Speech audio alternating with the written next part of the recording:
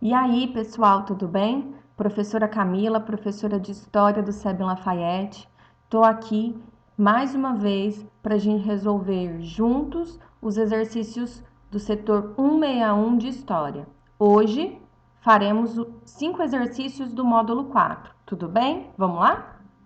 Bom, o exercício 68, ele traz um trecho que diz o seguinte: Alexandre encerrou os conflitos entre Oriente e Ocidente ao aniquilar o Império dos Persas, ao conquistar todo o território situado entre o deserto africano e a Índia, ao afirmar a supremacia da civilização grega sobre a cultura declinante dos povos asiáticos, enfim, ao gerar o helenismo. E aí a questão diz o seguinte: ao cunhar o termo helenismo, a citação sintetiza um processo histórico associado. Vamos lá, pessoal, o que a gente tem que lembrar? O helenismo, né? A cultura helenística foi algo durante o Império de Alexandre o Grande, né? Diz respeito à difusão da cultura grega no Oriente. Então vamos ver qual das opções nos traz essa concepção. A letra A diz o seguinte: adaptação da religião grega às civilizações orientais, intensificando o processo de expansão da fé entre os povos conquistados. Não, como eu acabei de falar, não houve essa adaptação, houve uma influência propriamente. B. A hierarquização social imposta pelos gregos perante outros povos em razão da crença em sua origem mítica, Helena, de Troia. Essa também não faz sentido. C. A união das cidades-estado gregas contra a pressão de povos estrangeiros, fortalecendo a identidade cultural da Elade ou Hélade. Essa também não faz sentido. D. A difusão da cultura grega entre os povos conquistados e a assimilação de elementos orientais no Império Macedônio. Essa já contempla, né, totalmente aquilo que de fato foi o helenismo no mundo antigo. Mas vamos ver aí mesmo assim. A reestruturação política do Império Macedônico com a implantação de princípios democráticos nos territórios conquistados. Essa também não. Então, a questão 68, a alternativa correta, letra D. Tudo bem? Bom, a próxima questão, ela faz referência à polis grega. Vamos lá. Ela traz um texto, né, que diz o seguinte: o surgimento das moedas liga-se a 3 transformações culturais notáveis da Grécia nos idos do século 7 a.C. O desenvolvimento da polis e da vida política, a complexificação crescente das trocas comerciais e a alfabetização. A questão diz o seguinte: a partir do excerto acima e dos conhecimentos sobre Grécia Antiga, assinale a alternativa que relaciona corretamente a polis, a expansão grega e o desenvolvimento das moedas. Vamos lá, letra A. A polis desenvolveu-se como uma cidade fortificada, caracterizando a ocupação na Magna Grécia por Esparta. A expansão grega ocorre devido à insuficiência de escravos nas cidades-estado. Nas guerras realizadas no Mediterrâneo, milhares de prisioneiros foram feitos escravos e vendidos nas colônias gregas, o que intensificou a circulação de moeda. Bom, a gente sabe, pessoal, que a expansão grega, como está aqui na alternativa A, ela não ocorre devido à insuficiência de escravos. Na verdade, ela ocorre por uma insuficiência territorial, né? Então, essa a gente pode eliminar. A letra B diz o seguinte: a polis era um tipo específico de organização social encontrada em Atenas e Esparta. No período em questão, essas duas cidades-estado rivalizaram-se na expansão territorial, gerando a Guerra do Peloponeso. Bom, a gente já para a leitura dessa alternativa aí, porque a gente sabe que a Guerra do Peloponeso, né, ela não ocorreu por uma rivalidade relacionada à expansão territorial de Esparta e de Atenas. Como a gente já viu anteriormente, a Guerra do Peloponeso, ela ocorre por uma rivalidade relacionada à Liga de Delos. Tudo bem? Então, essa a gente também já pode eliminar. A letra C diz o seguinte: a polis foi a principal forma de organização social na Grécia, constituindo-se em cidades autônomas, com governos e leis próprias. No século VII a.C., com o aumento demográfico e a concentração latifundiária, houve a expansão grega para regiões do Mar Mediterrâneo e do Mar Negro, causando intensa circulação de moedas para o comércio marítimo e terrestre. Essa faz total sentido com o comentário que eu tinha feito anteriormente, né? A necessidade, né, da fundação de outras polis, ela se dá principalmente devido ao aumento demográfico, né? Aumenta o número de pessoas e você não tinha um território suficiente para abrigá-las. Então, a letra C é a mais coerente com a resposta que o exercício espera. Mas vamos ver as outras duas. A polis surgiu como solução para os conflitos entre Esparta e Atenas pelo domínio do restante da Grécia, constituindo-se como cidade autônoma fortificada, cujo isolamento a protegia de agressões. Bom, a gente já pode parar a leitura dessa alternativa por aí, porque a polis ela não surgiu como uma alternativa aos conflitos entre Esparta e Atenas. Tudo bem? E a letra E. A polis era um tipo de cidade-estado que se desenvolveu em decorrência da expansão comercial grega, ocasionando a fundação de colônias na Magna Grécia. Por conta de seu caráter autônomo, algumas cidades-estado uniram-se na Liga de Delos para conquistar territórios no Mediterrâneo, gerando aumento na atividade comercial grega e uso de moedas. Essa alternativa a gente também pode descartar.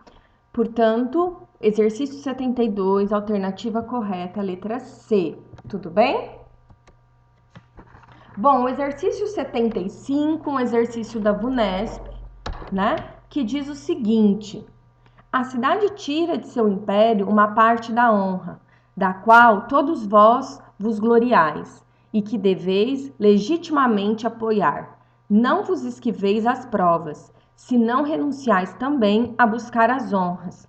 E não penseis que se trata apenas, nesta questão, de ser escravos em vez de livres. Trata-se da perda de um império e do risco ligado ao ódio que aí contraístes, né? É um discurso do Péricles, do século V a.C., convoca os atenienses para lutar na Guerra do Peloponeso e enfatiza.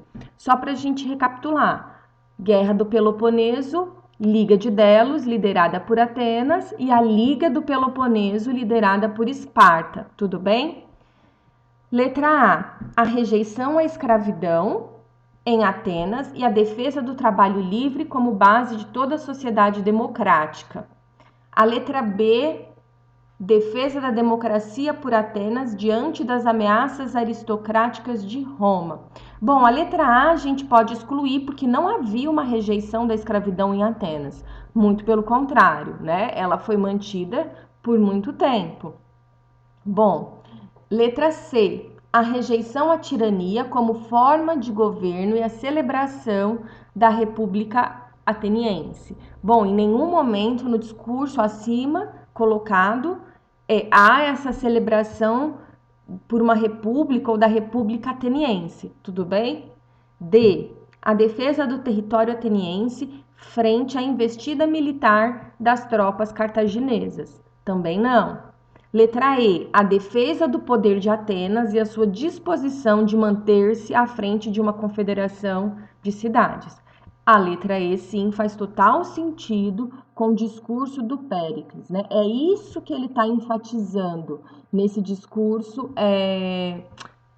que ele convoca os atenienses para lutar na Guerra do Peloponeso, né? Ele fala da necessidade de se manter líderes, tudo bem? Por isso que essa questão 75, alternativa correta, letra E, tudo bem? Questão 77, vamos lá, da VUNESP também, diz o seguinte: quando sua influência, de Péricles, estava no auge, ele poderia esperar a constante aprovação de suas políticas, expressa no voto popular na Assembleia. mas suas propostas eram submetidas à Assembleia semanalmente. Visões alternativas eram apresentadas às dele e a Assembleia sempre podia abandoná-lo, bem como suas políticas, e ocasionalmente assim procedeu. A decisão era dos membros da Assembleia, não dele, ou de qualquer outro líder. O reconhecimento da necessidade de liderança não era acompanhado por uma renúncia ao poder decisório, e ele sabia disso. Bom, esse poder decisório, ele está falando do poder das assembleias. Então, ele está querendo dizer o que nesse texto? Que o poder do Péricles, ele não está acima do da assembleia. Tudo bem? Aí a questão diz o seguinte: ao caracterizar o funcionamento da democracia ateniense no século V a.C., o texto afirma que os líderes políticos detinham o poder decisório, embora ouvissem às vezes as opiniões da Assembleia.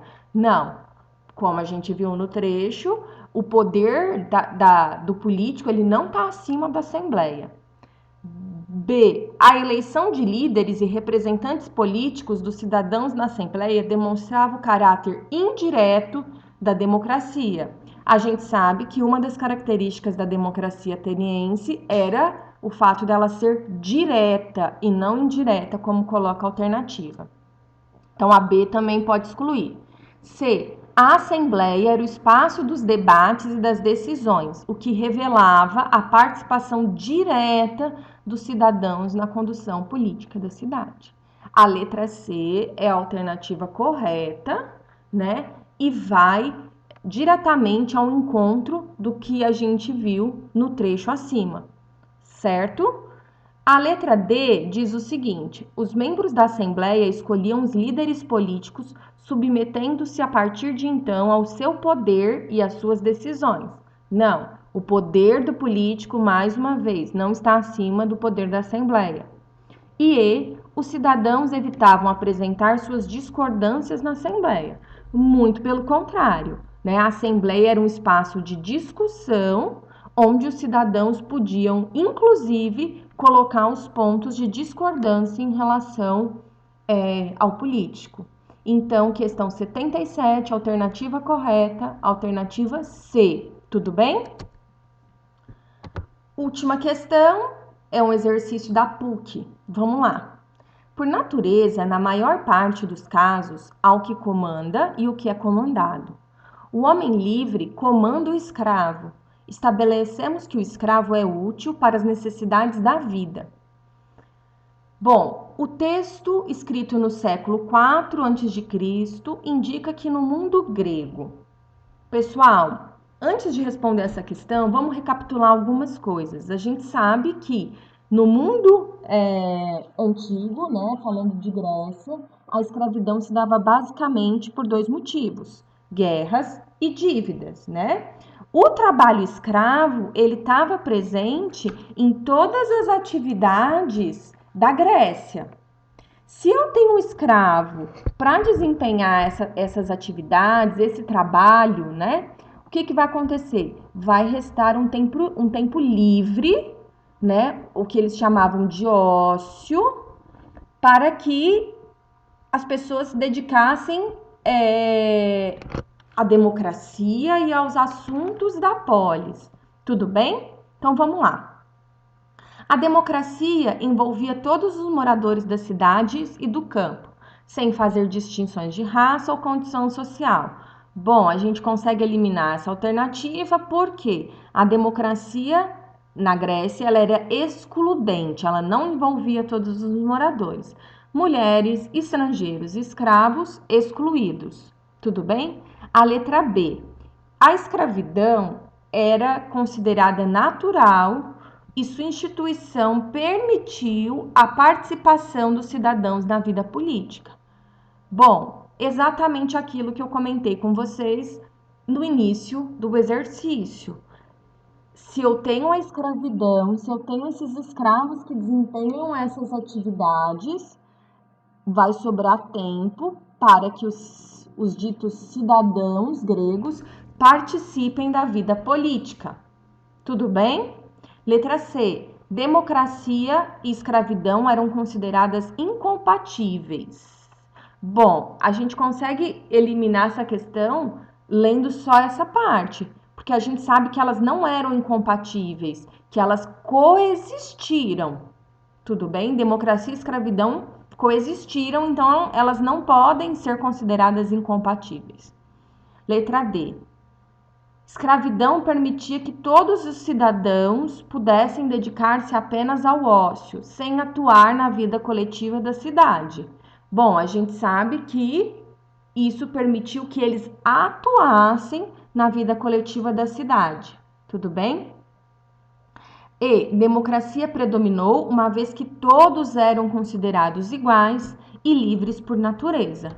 Bom, a gente sabe que essa alternativa está errada, porque na Grécia não eram todos que eram considerados iguais e livres por natureza. Mais uma vez, reforçando, democracia ateniense excluía mulheres, estrangeiros e escravos.